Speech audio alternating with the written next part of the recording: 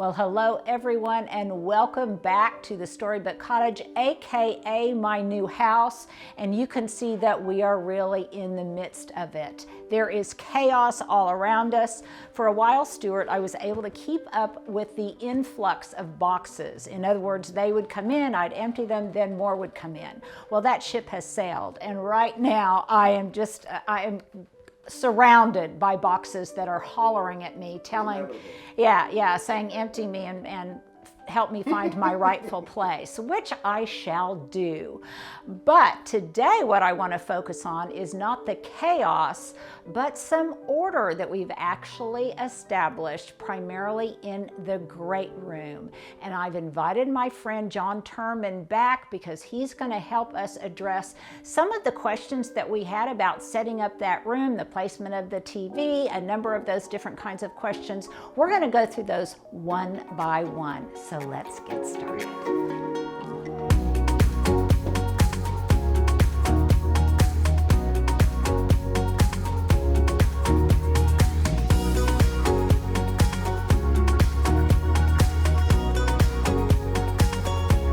So let's go back to the great room and answer some of those questions. But the number one I think decision point was where to place the TV.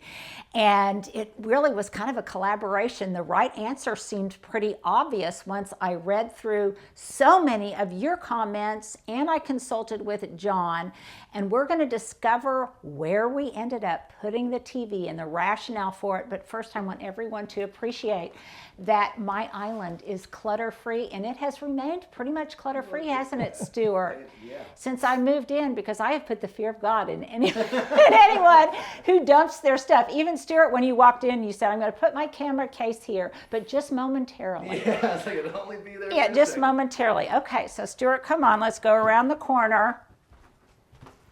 And this also helps people know how it kind of all fits together to the great room where my buddy John is waiting. John Hello again. Turman. Hello, sweetie. So good to see you. It's good to see you. In this beautiful room.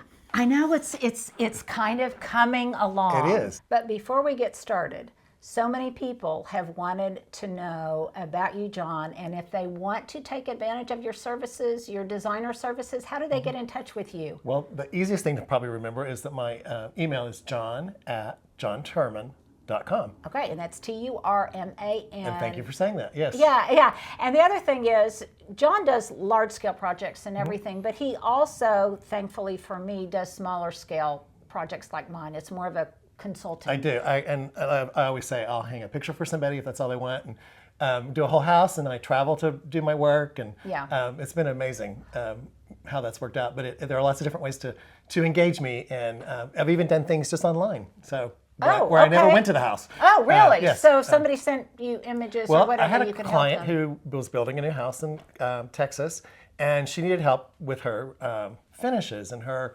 plumbing selections and all that stuff. And so she would shop and look online, and I would do the same, and then we would have a video call and talk about all these things. And anyway, it worked out really well. Yeah, there's so many different ways. There really are. Very small granular scale to a very large scale. So I just wanted to answer that question before we get into the long list of questions, solutions that some of our followers had, and how we worked through the decision-making process, I think, together. Absolutely. Because there's no, as you and I have often said, there's no wrong idea. There is just the one or two that are right for you. That's absolutely correct. And so I give all of you guys out there in YouTube land credit, and you, John, for helping me see the light. Okay. So let's get started and reveal the placement of the TV.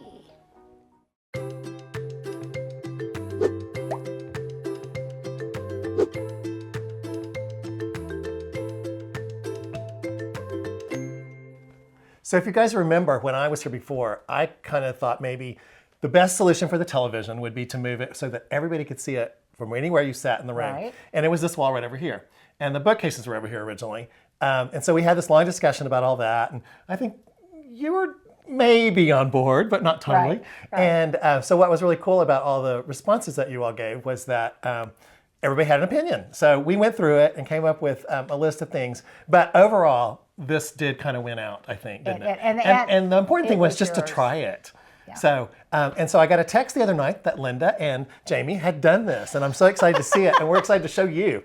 Like I say, I think sometimes we have the luxury of being able to try things, and to the extent you can try different things before you commit, then that's a good idea. I also shared with you that we're not really huge TV people, and this actually was in a study that my husband had upstairs. I think it was used maybe a handful of times. Really? Okay. So I was surprised when we moved it in here how much bigger it was. Well, it is big, but I think it's an appropriate size for the room. And of course, once you hang the art and around and all this and keep the, get the table styled and all that, the TV does just kind of disappear. And my whole point is that you shouldn't have to move something to watch it. It should just be there. And you also don't want to overpower the room.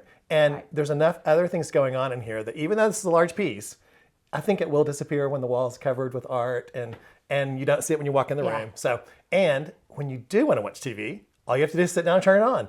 You're not moving something or lowering something or raising something. Exactly. I mean, there were a long list of ideas, and many of which were great. And who knew? Right. And I love the fact that you guys really thought outside the box. Yes.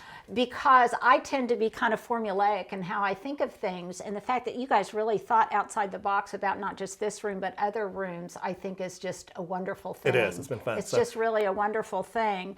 But you came up with, because trust me, John, I think, read, and there were a lot of them. Who knew people had such strong feelings about TVs? That's true. But John went through every one of them, and he came up with some different options that people shared, and how we went through each one of those options. But before we start that, I want to briefly talk a little bit about the inspiration for this room in general. Yes, that'd be great. Because you had asked me about that earlier. Well, like I say, before we get started, you'd asked me what my inspiration for this room was, and I think it's kind of twofold. My husband and I spent our honeymoon in Tanzania. Oh, how cool. I love that. Yeah, on a 3-week walking safari in the Selous Game Reserve. Okay. And it was one of those trips of a lifetime, and I have to share. I know, that's an amazing picture of Jamie. Isn't that an amazing picture? He looks just kind of like very Hemingway-esque. He does, Don't absolutely. you think? And then Stuart, we may have to put up some of these images. We've got us in front of our pup tent and in the savannah, and we have some wildlife pictures too. So we love that trip so much. And also I think it's kind of informed by the fact that, my son Johnny lives in Singapore, and I love that kind of Eurasian, African, that whole thing, kind of inappropriately called British colonial. Right. But I really love that, and it's kind of the fusion of different cultures. And then secondly, I think because my husband is just short of an anthropology degree from SMU, and he loves archaeology and anthropology and Great Plains Indian culture and all of those kind of things. So it's kind of a fusion of those two. Which is very successful. It really, that works to put that all together, and it's going to make a very comfortable room. Yeah, I think so too, and comfortable for us. And then, I love Serena Crawford. Yes. You and I are both fans of her work, and it looks very Serena Crawford to me. And it kind of just feels like a hunting lodge. Yeah. But it's really just going to look very Linda Vater. Well, that's what we want it to look. Oh, thank you. Absolutely. Thank you. That's so nice. Okay, but enough about that. Enough about the aesthetics. Let's get down to the nitty-gritty of the practicalities of TV placement. Okay. So a number of the ideas, and they're all great ideas, so I don't want anyone to take offense on any of this. They just weren't right for Linda's room or for Linda and Jamie. But as you know, we talked the first time about having a TV on the arm over in the corner over there, and I think everybody pretty much agreed that would be the first thing you saw when you walked in the room. It would look like a gym or a spa or something like that. And of course, that was my suggestion, so definitely my bad. And can you imagine this? Oh no, it would be horrible. Behemoth. It would just be horrible. And the furniture, your neck would be turned, you would be turned. The only place you would be able to see that is right here. And that just wouldn't have been great. So, and then people mention, using, which has been done lots of times, using carts for TVs that you roll in and roll out, and TVs on arms above the fireplace that you lower down. Well, all of those things require work when you get ready to watch TV. You want to be able to come and plop in a chair and just hit the button and it's all there for you. You don't want to have to move any cabinet doors or lower something off the fireplace. This new, I think it's sort of new, this bracket that goes over the fireplace, it actually pulls out and drops it down. Well, I will say, and I hope none of my clients are listening to this, but the ones who have it never push it back up. Right. And it just looks horrible. It's just not, Yeah. it functions, but really doesn't. Right. It doesn't work. Talk a little bit, if you would, about why, because instinctively you think TV over the fireplace, there's an outlet there. It would just be so kind of convenient. But talk a little bit about why that was not the solution for us. Well, in here it would have been too high, really. I think you would have been looking up all the time. And from my standpoint, and I think yours too, it truly would have been the first thing you see when you walked in the room. And that's not what you want to see. The fireplace is beautiful. That's really one of the things that drew you to the room, into the house. Yeah. So you don't want to have this competition with the TV. And so anyway, and I just think that, people talked about using armoires, and of course we did that quite some time ago. That became a really big deal. And I've always felt like I was sitting and looking at an open closet when I was doing that, however beautiful that might be. Again, people don't tend to close the doors, or the insides of the armoire weren't finished well or styled or something like that. Well, it just never really quite works. So the other thing that really was very important to me, that really stuck home with me, is that you said it was a great opportunity cost, because yes, I could have the TV up there, but at the cost of not being able to have that fabulous Shapiro painting up there, which should be the focal point of the room, not a piece of electronics. Yes. And so again, no right or wrong answer, but for me, and because so many of you talked about neck strain. Yes. See, There's I don't lots watch of experience. TV that much, so I don't even. Okay, so lots of neck strain, but the thing, I am more aesthetically driven, and so when you pointed out the opportunity cost of not having a piece of fabulous art up there, one of your prime places for seasonal decorating and all all the things you do. And if you had a TV there, you just blew that, so it just wouldn't work. Exactly. Okay, so now go on to some of the next things you guys brought up. I think we got all that. Oh, and one of the things too that we and you and I both thought was interesting was that the bookshelves themselves. People talked about splitting them, taking them apart, building things in between them. You know what? Let's go over to the bookshelves. Okay, let's go look at that. So for people who haven't seen them. So for one thing, in case, I think there was a question about this too. The bookshelves are in fact in 4 pieces. So yes, that would have worked to split them. But one of the things that would have happened had we done something like that is we would have created a very similar situation to the way the fireplace wall works architecturally. So let's rehash a little bit, because some people had suggested that we divide 2 and 2, and we have them flanking each side of the TV. And excuse my furniture, my furniture polish. A great focal point for any room. But had talk about that. So now explain. And then people talked about either building a table or a shelf or even another piece that looks something like this. All those are great ideas. I will say too, that always, I think when people say they're going to build something or have something recreated, that becomes more of an issue than you would think. I mean, it seems simple and it's very expensive generally. And then getting the finishes to match and all that sort of thing. But I just feel like this would have been too large and too much like the fireplace wall had we left that over there and tried to do that. And then the other thing is, I think these are great bookshelves, and I would hate it to have diluted that. So I think they do need to stay together. I think they need to stay dark. And and I hope we'll show you as you come back into this room, they don't overwhelm the room at all, and they do create a nice balance. They're relatively shallow. Yeah. Oh, and there's lots of room right here now behind the sofa. Yeah, and let me address a couple of things from an aesthetic standpoint, because some people said, all of this dark furniture against the white.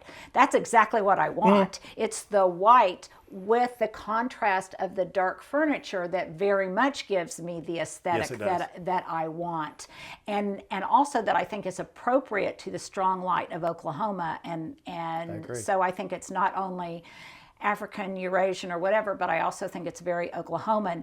Some people also commented on the fact that these don't sit perfectly, straight. Well, that's something that can be rectified easily with a shim or with something that we just haven't gotten around to yet. But in the meantime, they just look like antique bookshelves, so it doesn't matter if you see a little of this. And, right, and they are they're not antique; they're reproductions. But we had them in my other home, but again, I didn't want in any way to dilute the drama of how they all look together. For me, not for maybe for some of you, but for me, I really like the impact of seeing them all together and the backdrop that they provide. Right, I agree. I think this is very successful. So I'm really glad you did this, and I don't think you're going to move it back. So no, I don't think so either. I really don't. Yeah, well, once we did it, my husband was just going, "Okay, that was duh." That was just like duh. Well, and it made the room. First of all the furniture came in a little closer into the room, and it feels much cozier. And you're not too far from anybody to talk or to watch the TV, or it just feels better. And then it created a lot of space back here, which I think is going to be the opportunity for your mudroom. Yeah, I really do. I think. Before we travel down and pull on that string a little bit, let's talk, if I can even remember. Stuart, do we have images of what it looked like before? Oh, yeah. Okay, because for some of you, you may just now be joining us and you don't necessarily know historically what we're referencing. But when we first moved in, we had the bookshelves on the TV wall. And over here, we had that long groaning board table. And I was thinking incorrectly that the TV would be over the fireplace or in the corner. So then before I made any kind of big commitments like that, I brought in John, which is another reason to hire a decorator for making big mistakes. Again, you can use people on a large scale. I have my strong opinions, as John knows, but we work. And somebody also commented, "Oh, Linda, you know what you want. Why even refer to a decorator?" Well, because I'm not a designer. I mean, I'm not a decorator. I have, I hope, pretty good taste, and I have an idea of what I like, but in terms of scale and things like that, I am not. Likewise, you also are a good gardener, but you nevertheless, when you do things and at your Spanish bungalow, you consult designers about the exterior of your home, even though you're a very good gardener. And I absolutely have opinions about it. And we don't always do what they suggest. Right, right. But it's very much a give and take, and it's like a mutual brainstorming, I think. And that's what I was going to say. I think that's important to don't just think of a designer as someone who comes in and tells you what to do or does it for you. Right. They really are listening to your ideas and just talking you through it and making sure that's really what you want to do. And sometimes, I or somebody else may have another spin on it, or just some icing on it that makes it better. Well, and it's just something you didn't think about. The other thing is, and why it was so helpful for you guys to comment so much, and please do comment and subscribe and hit the notification button, is because what I like about it is it's mutual brainstorming. Yeah. So we talk about things, and Stuart, before we got started filming, we were talking about different things about the coffee table. Yes. And you were saying this and this, and then I said, oh, but this and this. And you ultimately came around to... I'm on Team Linda on that one. Yeah, and ultimately you said, but it was through the process of walking through the constraints, the practicalities of it, the navigation of the room, that optimal solutions, very personal signature touch solutions become obvious to you. Don't you love friends who remind you of the brilliant things you've said in the past? I do, because I'm so bad about not remembering things like that. And then when you say it, I'll know. So tell me what it was. Well, I think it is, I have said it so many times in garden design, and then you put it in the context of interior design. And a lot of you were concerned, and you talked about the glare from the big picture window on the TV during the day. Well, the brilliant thing you said was you make design decisions based on the time of year or the time of day or the context in which you use that space. Absolutely, you do. So this space during the day, unless my family's home or whatever, probably won't be used a whole lot. Since we've moved in, it's only been used at night. We light a fire. It's or maybe very early in the morning. neither of which time did we have the TV on, but we do like to watch a movie or a documentary or something at night, at which point glare is not an issue. Right. So while for many of you that might have been a constraint, for us it wasn't even a consideration, and I didn't want to make a long-term decision based on something that for me doesn't exist, or was a short-term consideration, people being here during the day watching TV. Well, and it still may be that as you've lived here a while, you may want to do a screen shade on the window, just because there may be other reasons you want some of just for privacy sometimes. Yeah. But I agree with you that, and we often do, and I think we said this before, we make design decisions based on something we do once a year, or maybe even not at all. We just think we're going to do it. It's really important to live with your space and to see how it's going to work. And I don't even know. Do you even know what happens if you turn the TV on in the daytime? No, because I've never turned the TV on in the daytime. So it's not, but you know what? I still want to talk some more about this room, but that's a nice segue to a lot of comments people had about another room. So we'll come back here, but let's go to that other room and address a lot of input we got. Okay, that'd be great.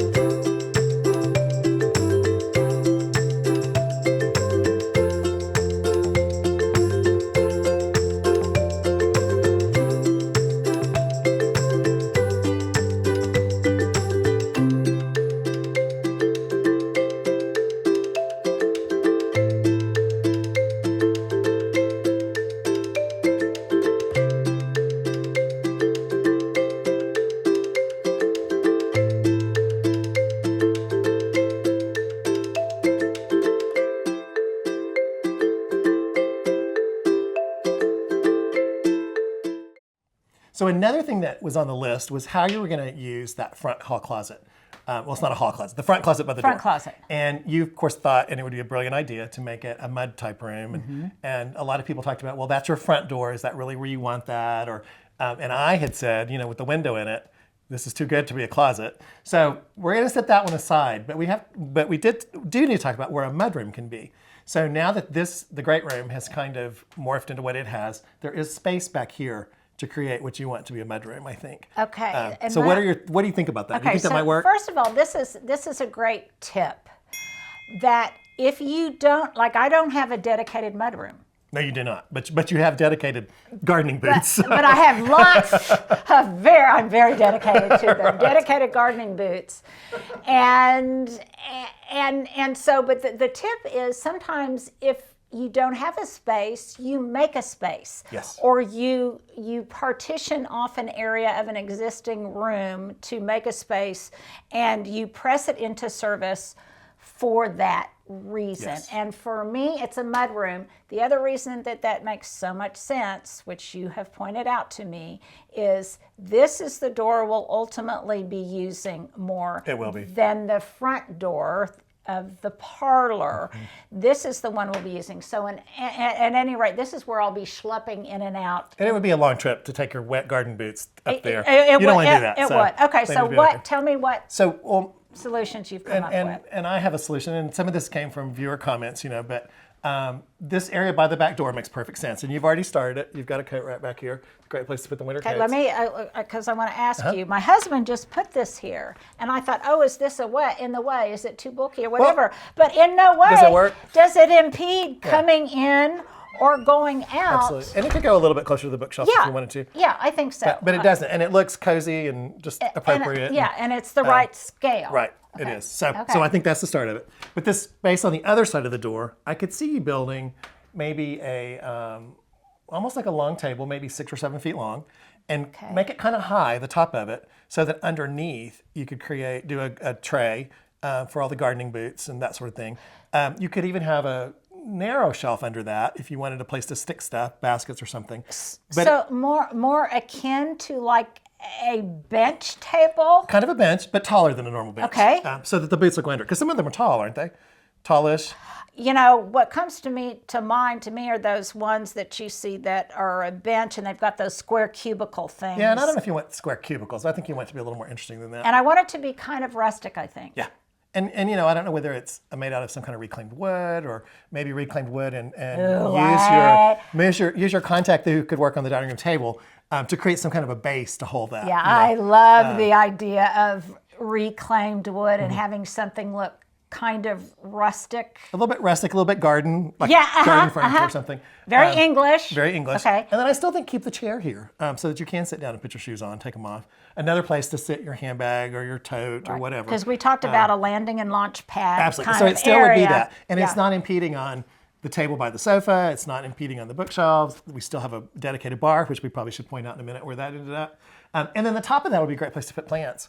I can see topiaries, and amaryllis, and all the things you do. I wonder what gave you that idea. I don't know. And which brings up another thing. We had talked about whether this should be casement windows or French doors and all that. And I think the decision's already been made by you and Jamie that it should be casement windows.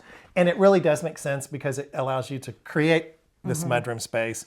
You get to use the space. It's not just a walkway. And this door over here really does function the best for in and out of the house. So, and I think, and I can't remember if we told you that ultimately, and the other thing is, expense is always a consideration. So let's not just talk about, oh, we have deep pockets and anything we decide to do. We got one estimate on this and it was pretty high, so we're getting more estimates on it. It may be something that does not happen immediately, but to get it right, even though I am all about instant gratification, we may have to wait. But what I love is casement windows. First of all, there are casement windows in the front of the house. Yes, there are. So it would look as if it very much was appropriate to the vintage of this house. The other thing is we have lived with French doors in multiple locations, and they're beautiful, but boy, there's a lot of cons to them. There really are. Practical cons, in addition to having to clean all of those individual and things. then just changing the window. If you start changing the opening, you get into the masonry on the outside, and the costs just really add up. And is it really worth it? Especially if you're not going to walk through them. Other ones that we had that sat by the dad chair, we seldom ever use those doors. And for the reason we even want to do it is, first of all, this doesn't in any way speak to the vernacular and the integrity of this house, but also because for my husband, it's all about that blending the inside from the outside and feeling the wind on his face. So that will give us that inside-outside feel. Absolutely. The other thing is I just find them very, very charming. But then when we came up with the idea, and I don't know if we shared this with you, of switching this out ultimately for a Dutch door. Which I think would be great, right? Which I think will then give us that same indoor-outdoor feeling. Well, and it's very cottage-like. Yes. And that would be an easy, to open the top of that door and let air in. So it'll be really functional. And again, we were talking about scale a while ago. The scale of this will fit the room better than creating a great big wall of windows. Yeah, I think so too. Floor to ceiling type thing. So you just don't need that in here. And it makes it possible for me. But this really will be very useful. To have a mudroom here. We talked about maybe making a great big boot tray and putting it underneath. But I think it can be very fabulous. And then you just sit in this chair. These chairs belong to my second mom, so I love them. And you put on your boots, you take off your boots or whatever. And then I need to get probably something in this area where my husband can kind of dump his stuff, his keys. Well, I still think even on the top of that table, you'll have some baskets. That's true. Yeah, that's true. I don't think you want it over here. I think you want to keep this for when you're in here in the evening. But keep it all back here. Yes, sir. And as silly as this might be, you've got some room right here if you wanted to do something for keys to go on, because we can never find our keys. My husband, in addition to being archaeology obsessed, his brother was a naturalist, and we have lots of beautiful antlers and things like that that belonged to his brother, that a lot of which, one of his best friends was a curator at the San Francisco Zoo. So before we get lots of complaints about that kind of thing, the animals would die naturally. And these are... And my brother-in-law inherited a lot of them, but I can just so see some of these pieces hanging there with my straw hats. With your hats on them, right? That'll be great. Yeah, I think that will be very fun. And then speaking of garden boots. See, and that's why I think this, well, I guess they're not as tall as I thought. So it probably could be bench height for the top of it. Okay. But I feel like a little bit higher we get it up under the window where you can put plants on it better. Boots? Don't you have taller I have taller boots. All right, well, too. then Well, I think higher's we'll have to. better. And another tip. You measure things. Yes, you do. Based on their application, based on the height of your suitcase storage, based on those different. And my point is, I don't know that you want to sit on that table / bench. Yeah, I think it should be appropriate for what needs to go in it, yeah. and then use the chair for But sitting. I think the width is more where I'm coming up with the bench. Yeah. Okay, so then the last thing, and you approved. You gave me affirmation on it because I had this piece in another location. My drawer has sunk in from the move, but I had this in another location, and I thought, okay, we can't have the book bar over here with people getting drinks and stuff in front of the TV or whatever. That would not work. So this secondary piece moved in here, and you condoned my... I think it's great for a bar. And that is a very long wall. So you've now divided it into 2, if not 3 sections. But the bigger one being around the TV, and that's where you'll eventually do some stuff. But this is a great place. It's in the passage on the way out to the door. It's not going to totally block it if you have 10 people over. Yeah, so, this would have really been a problem if 10 or 12 if I had people originally had the here, book right. bar over here, then constantly people, They really would have. So anyway, so I think this is brilliant. I think it's going to work well. So a brilliant idea. Yes. And I do love it. And even though it's dry January and everything, I love barware. Still Even have if to I look at didn't it. drink, I just love barware. Yes, I I love agree. crystal and things. Okay, so let's end on this, I think. Okay. Because I'm getting a little overwhelmed.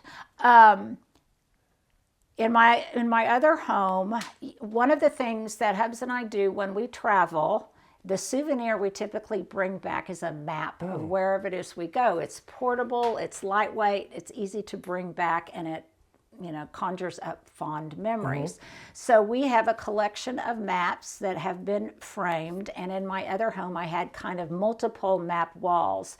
Now something I don't ever think I really had an official version of, and I have always wanted, is a huge gallery wall. That would be great. So I can see, tell me if you think I'm crazy, I can see a montage of our maps, of some of our old parchment certificates, some of our black and white photographs. I can see that really in the expanse of this wall. I can too. I think that would be really terrific. One of the things that provides that was also brought up in the comments is that this house is all white inside, and your furniture is warmer, and even though there are lots of neutrals, it still has more of a warm tone. So covering a wall like that would almost provide the same idea as if you were painting it or putting up a wallpaper or something like that. But it's not changing it. It's just the decoration instead. And it grounds it. It grounds it. And then my real hope by you doing that is that TV just disappears even more. Yes. So that it just is not really noticed. And I think it looks this is brilliant thing you said, number 3, is I don't want anything to really look contrived. Exactly. I want it to look organic. Well, and the good thing about that is you can keep adding to it. Yes. If it's organic feeling. So it'll go forward, move forward. And in the context of this, right. this TV. And if the TV ever goes away, then I just put more maps. Put another one up, or whatever in that spot.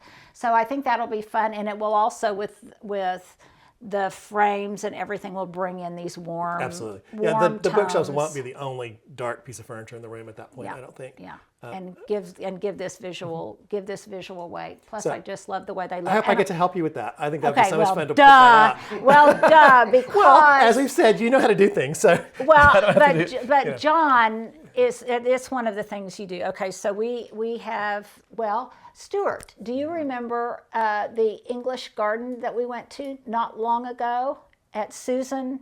Susan McCalmont's on Culbertson. It was in Lincoln Terrace. In Lincoln Terrace, in my neighborhood. It was with Roger, and we went over and we saw that fabulous. The gated-in backyard? Yeah, Yes. yeah, we saw that Absolutely. fabulous English garden. Yeah, Well, she has an art gallery, does. and you did the gallery walls. Well, I got to do 2 of them. I don't work there, but I did get to. It's a new gallery, so I got to go, and she enlisted me to do 2 of the walls. It was great fun to do. So I'd love for you to see those at some point. We'll have to go over. Yeah, you said you could probably. You have an in, so we could get an invitation there. And then you probably remember at my house. You know, I think I have 3 in my house. Recently, one of which I took down, completely down, the whole thing down, laid it all out on the floor. Or I didn't lay it on the floor. I laid it just all out, and then used I'm not going to give my secret away yet, but used something to put it back up there to see it before I hung them, and then rehung it. And I was able to get 5 more pieces of art up. And I think the wall is more interesting because it is a little more organic looking, and the spacing is not all the same between things. I got a little obsessed about that when I was doing it, and I never liked it because it looked contrived. It looked contrived. It did, and this is so much better, I think. So, and I bet in the video it shows the old one, and then now you can see the new one. I can see so the new we one. can probably We'll look at all that. You know what? We'll just go back and see John's house again. Okay. I'll let you Because do that. you've done a lot. Well, and you've made a lot of changes to the garden, so we will go back and see that again. But I also I love that and I love the fact that I can inject a little bit of color. You know, I'm somebody that really likes kind of a monochromatic palette with pops of color. Yes. That's how I like it in my garden, and maybe seasonal pops of color, but with a palette that I can kind of change.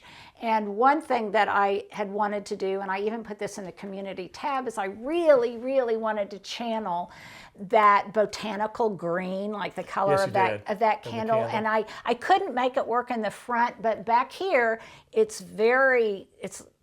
I noticed it everywhere in Singapore. It's very Singaporean because it's that botanical meets all of this kind of aesthetic, and you have assured me that I can do that here. Absolutely. And again, even though green's considered a cool color, it will warm up the space, to add the pop of green. And enliven it. And enliven it. And it's a great contrast to the African and Asian things that you've brought in. So I'm anxious to see you try that. So, and you know what it will be fun for us to do then, is it will give me a reason to go thrift and just look at anything in that color. I don't care if it's a skirt, if it's a drape, if it's a whatever, if it's something. And that'll be a fun little day trip. But another one would be to go to a big fabric showroom. Oh yeah, because when you're just making pillows, you can splurge. I mean, you can find some really interesting fabrics and just have these little, and some people call them jewelry when you add pillows to a room, and you're all into your jewelry. So this would be the way to do the room.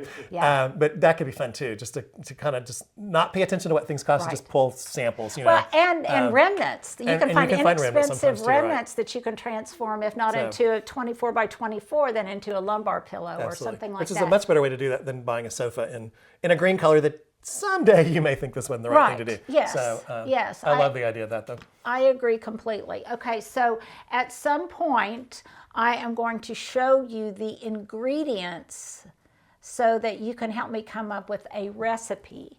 I love that. For my gallery wall, and more importantly, the how-to of how you do it. That'd be great. Okay. Have we answered all? Well, I think there are things, but when we're in other rooms, hopefully we'll talk about more videos. More videos. Yeah, that goes on forever. You guys, I just love how you are taking such ownership in all of this and have given us such great ideas. Brainstorming or whatever it was you guys said earlier. And you've already adapted some of those, and made changes from what you originally thought when you walked in the house. Yeah. And I think that. Yeah. Somebody says, "Oh, you already know what you're going to do." No, I don't. I mean, I think I know what I'm going to do, and I tell John I think I'm going to know, partly because I want his affirmation. I'm insecure that way, but he can either say, "Okay, that's a great idea," or he puts it much more gently, or "What about this?" And then, and I think we'll end on that note. Okay. It is a mutual. What about this? Absolutely, and that's what it should be, which makes it fun. Yes, It really does. And it can always be changed. That's right. Thank you, my friend. You're very welcome. Good to see you today. Good to see you.